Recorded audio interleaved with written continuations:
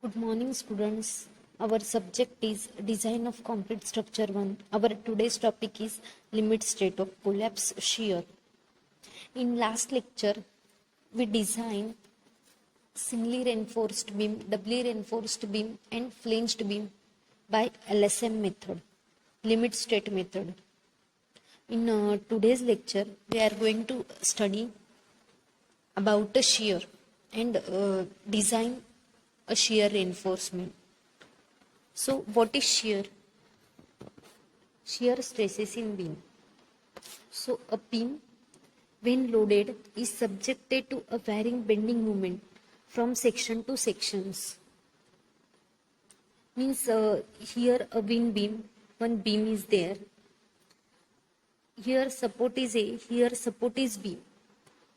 If a beam is fixed, then moment is different. Then support is simply supported. Moment is different. Cantilever, propped, all supports change, moment change. At that time, bending moment at supports change. At center, at this center portion, bending moment change. So when section change, supports change. At that time also, bending moment is varying, different.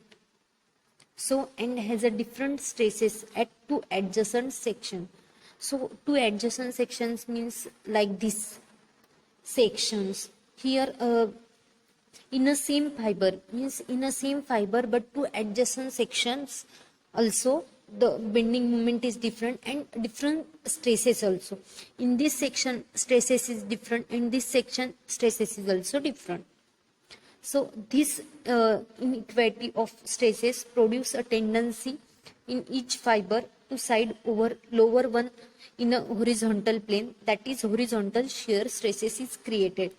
So due to varying bending moment and due to different stresses in to adjacent section, because of that the shear stresses is created in each fiber slide over. So horizontal plane, that is horizontal shear, is created, and it is also a complaint by a complementary shear between two adjacent section in a vertical direction. So the horizontal and vertical shear stresses are to be accounted for in a design of beam. So due to variation of bending moment and due to adjacent stresses, two sections, so because of that the shear stresses is create shear stresses is horizontal or vertical shear stresses. So because of that we have to design a shear stresses. So shear stresses in homogeneous beam, we have to study here shear stresses in homogeneous beam and shear stresses in RC beam. So first we start here what homogeneous beam. The total difference of bending stresses acting on a two adjacent section of beam above any plane AB. In this diagram, here one plane is given. This plane is called as a AB, A and B plane. So above plane AB, which causes a shear on a plane AB. So due to this, here shear stresses. AB moves the neutral axis as the plane AB moves below the neutral axis. The unbalanced force causing shearing. So due to this AB moving upward or downward, if this move upward and move this downward, so due to this here shear stresses causes. So AB moves toward the neutral axis as the plane AB moves below the neutral axis. The unbalanced force causing a shearing goes on reducing till it becomes zero at the bottom. So the shear stresses is zero at the top and bottom of the beam and increase to a maximum value at the neutral plane. Means at the bottom and at top there is a zero shear stresses, but at a center or neutral axis, neutral plane, the maximum value is there. So here at that section shear stresses is more as compared to this upper side and this bottom side. Okay, so where shear stresses is maximum at the center. At the center of beam, there is a maximum stresses is more. The variation of shear stresses is parabolic. What is variation of shear stresses and what is parabolic? Here, shear stresses diagram is like this, parabolic. Here at center, tau max means shear stresses is maximum. Bending stresses, this is bending stress diagram and this is shear stress diagram. Shear stress diagram is parabolic. It is going to, it is a support condition. So at that, here shear stresses is 0, but here center, that is shear stresses is maximum. So it is a homogeneous section, and in this homogeneous section at center, shear stress value is more as compared to top and bottom. Second, that is shear stresses in RC beam. So in this case of RC section, the distribution of bending stress above the neutral axis being similar to that in homogeneous section, means in upper side the shear stresses is minimum, but in a center portion the shear stresses is maximum. So same here also, RC section, shear stresses is minimum at top portions. So the shear stresses distribution will also be parabolic up to neutral axis. In this RC beam, here one diagram is there, up to the center portion, here also this center is parabolic up to top. Only up to top this is act as a homogeneous, but below the neutral axis the concrete is not supposed to have any tension, and so whatever difference in a force of the section existed at neutral plane between two adjacent section of the beam, the same will exist below the neutral plane. So here you can see this is a AST, area of steel tension. So here tension bar is provided. So due to that the here stresses rectangular at bottom. In a RC beam, topmost portion is a parabolic shear stress diagram and bottom is a rectangular. And bending stresses diagram, it is like this. Okay, so in RC beam the shear stress diagram is parabolic at top and rectangular at bottom. Next point is design shear strength of concrete. We have to design a shear strength of concrete. So we have to design here.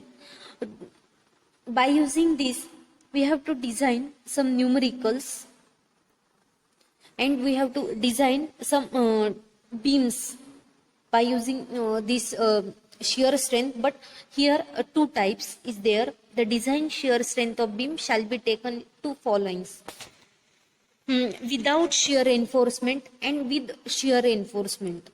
How to consider without shear reinforcement and with shear reinforcement? So design shear is depend on two, that is first is without shear reinforcement and second is with shear reinforcement. What is without shear reinforcement? Without shear reinforcement, the mechanics of shear transfer when concrete crack due to shear without providing the shear reinforcement. The shear is resisted by beam consisting of following shear carrying components. So here by using these three you can consider, that is without shear reinforcement. So here three components: shear carried by concrete in compression.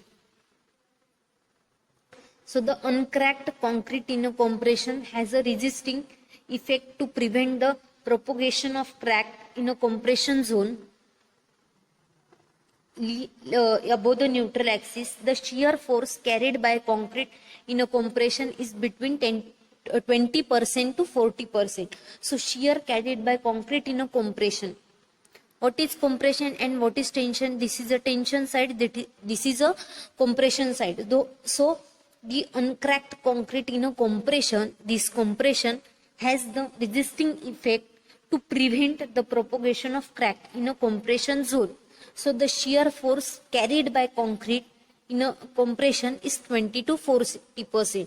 So due to shear and shear stresses, the compression portion can carry up to 20 to 40%. They can carry without fail. Okay, so second type is shear carried by aggregate and concrete interlocked. Means in this beam we provided the material is aggregate, the mixture of concrete, that is cement, sand, aggregate, water. So the interlock, we have to study about interlocation. So along the crack, shear resistance is provided by vertical component of force. Due to the interlocking of aggregate, the contributions of aggregate interlock is 35 to 50%. So due to interlock means the proper of interlock means here is one aggregate, here is one aggregate, here is one aggregate, but this portion is empty. So also we put here some aggregate, and this empty portion we filled. So because of this interlocking, we increasing the capacity to resist the shear stresses. So it is resist 30 to 50% shear stresses. So shear carried by dowel action. We provided dowel bars. So it is also carried some shear stresses. So at a tension reinforcement, we provided this portion is tension, this portion is compression, and in singly reinforcement we provided a steel bar in tension side. So at tension reinforcement, shear is resisted by the dowel action of longitudinal bar.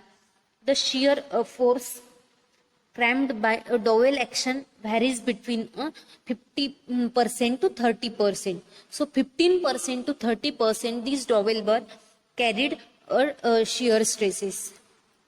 Okay, the capacity of all these three shear resisting component increasing with the concrete strength. Due to these three, means first is concrete compression, second is aggregate concrete interlocking properties, and dowel bar action. So due to these three shear resisting component with concrete strength, the design shear strength of concrete in beam without shear reinforcement is given in table, which is produced from table IS 456. IS 456 given one table. By using this table, you can easily consider the percentage of area of steel provided. So when we are solving some numerical example, you can easily understand how do we have to take a percentage of steel. Okay, so we studied three points, that is what is design shear without shear reinforcement, and here we have to study with shear reinforcement. So what is with shear reinforcement? Shear reinforcement are provided against diagonal tension. As the concrete is strong in compression, generally a beam is safe against a diagonal compression. However, for any beam, suitable reinforcement against a diagonal tension, the nominal shear shall not exceed the maximum shear stress value.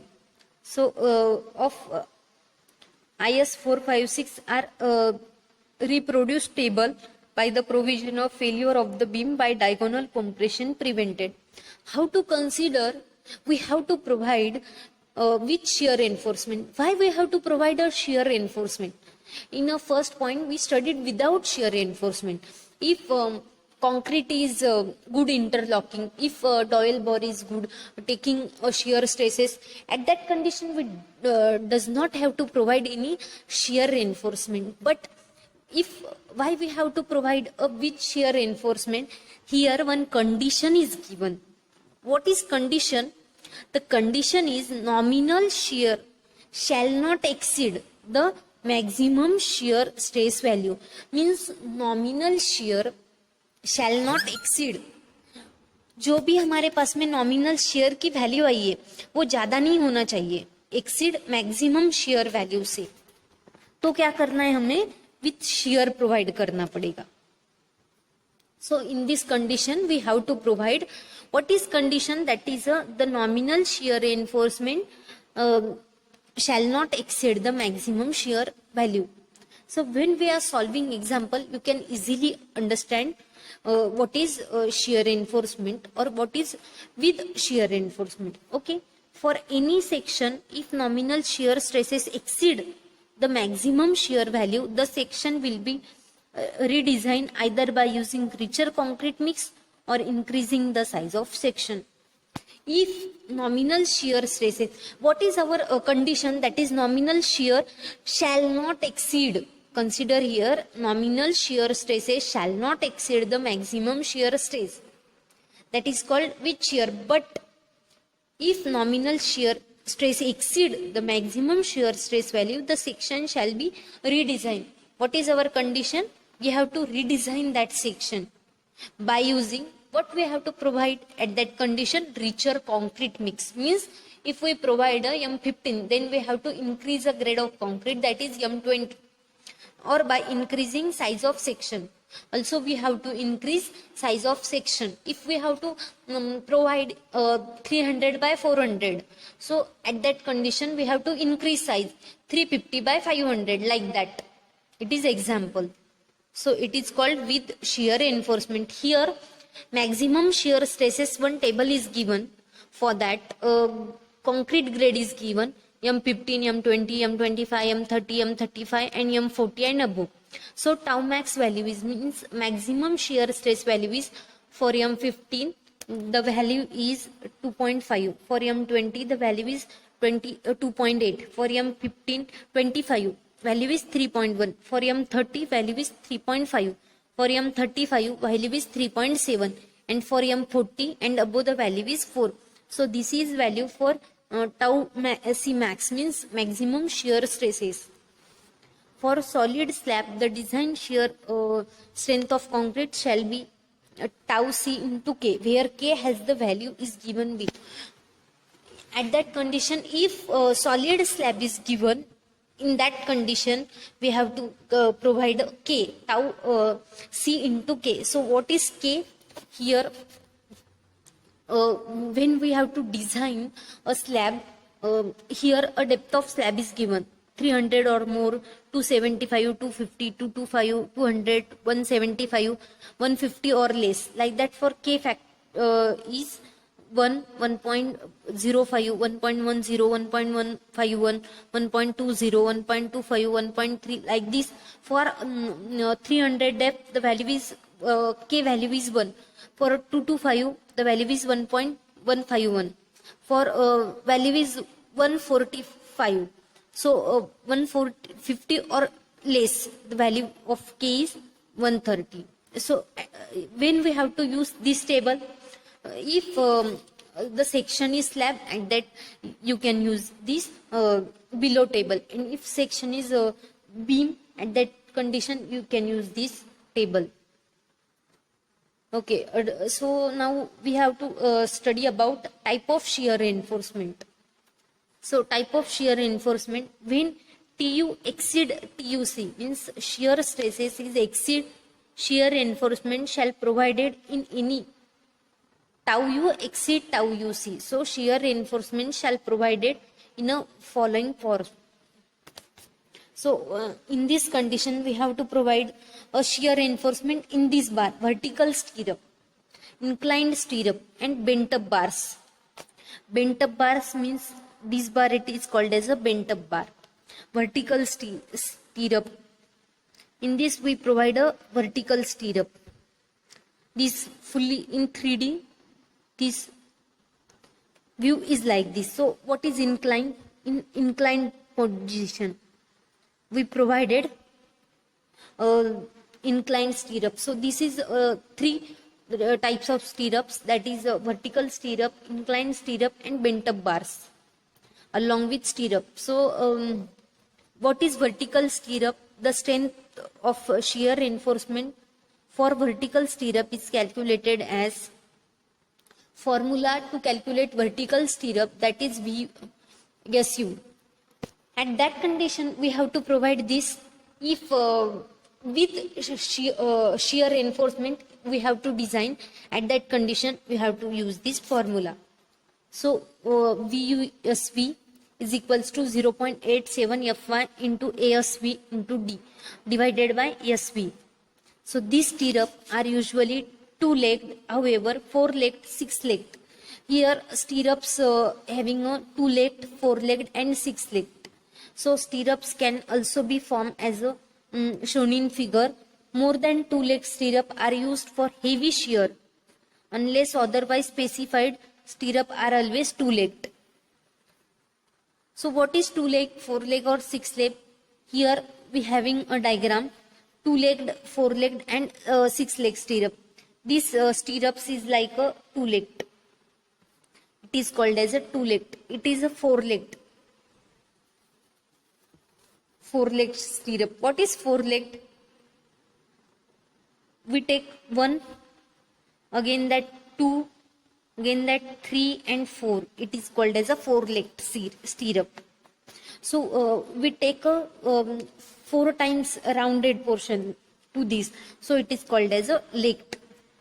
What is 6 leg? 1 leg. It is 2 leg. Again that is 3 leg, 4 legged, 5th legged, 6th legged and like this we provided. That is a 2-legged, 4-legged and 6-legged. It is a diagram of this.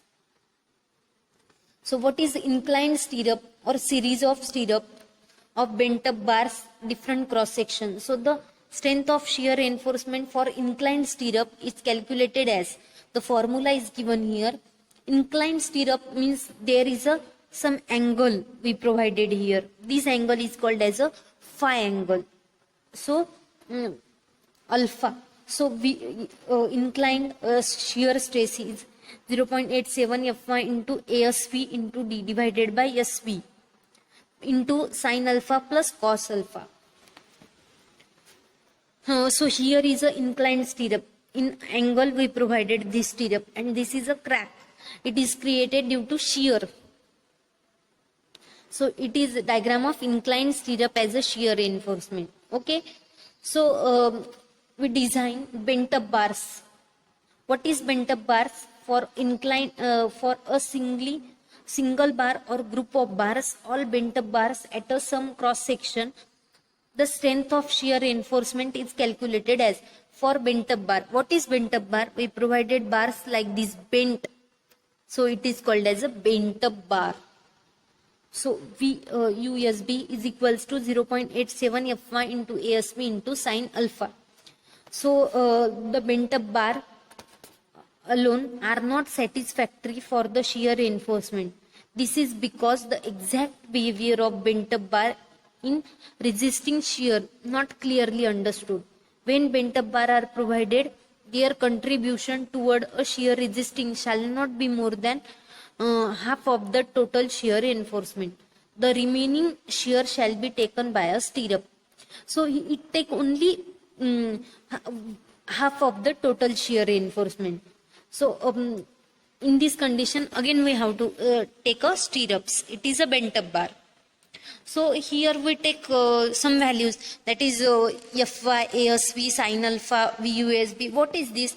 So here, what is ASV? ASV is total cross-sectional area of stirrup, leg or bent up bar within of distance of SV.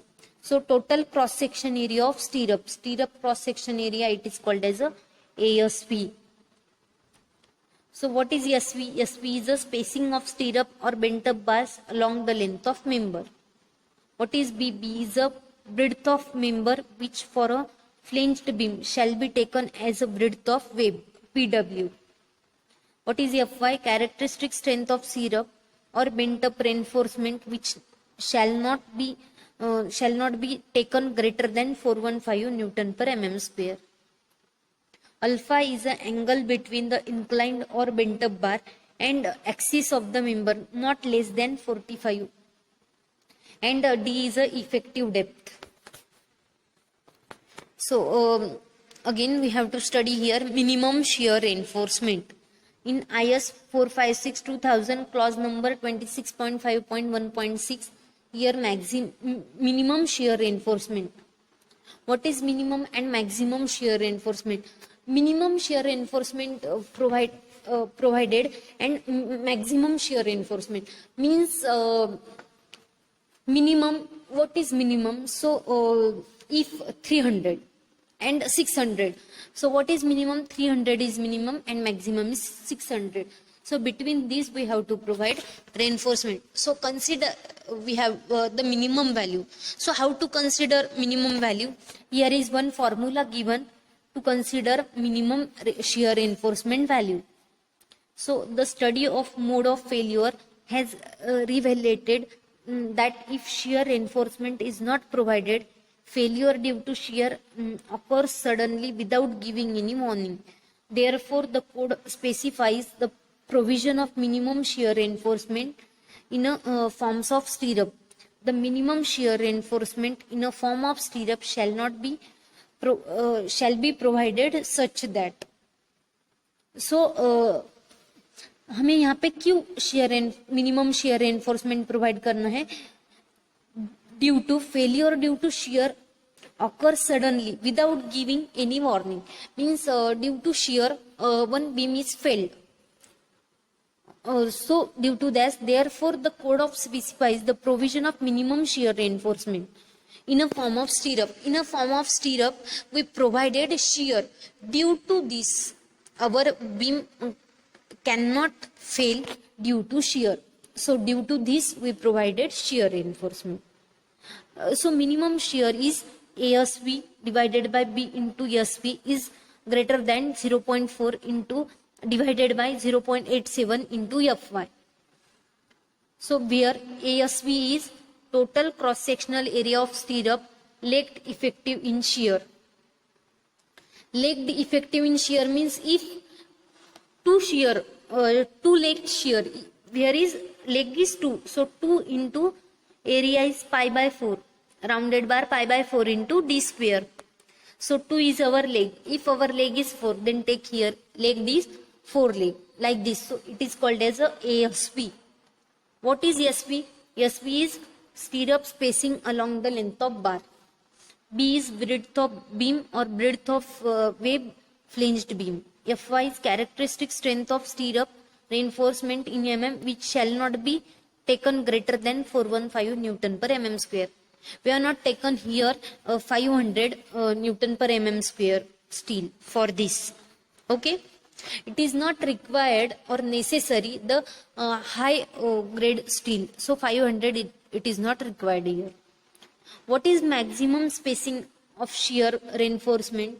The maximum spacing of shear reinforcement measured along the axis of member shall not exceed 0.75 d. It is shall not exceed than 0.7 d. So for vertical stirrup and d for inclined stirrup at 45 degree, where d is the effective depth of section. In no case shall the spacing exceed 300 mm. Means हम 300 mm से ज्यादा स्टीरअप्स की spacing provide नहीं कर सकते हैं. यही हमें यहाँ पे ध्यान में रखना है. ओके.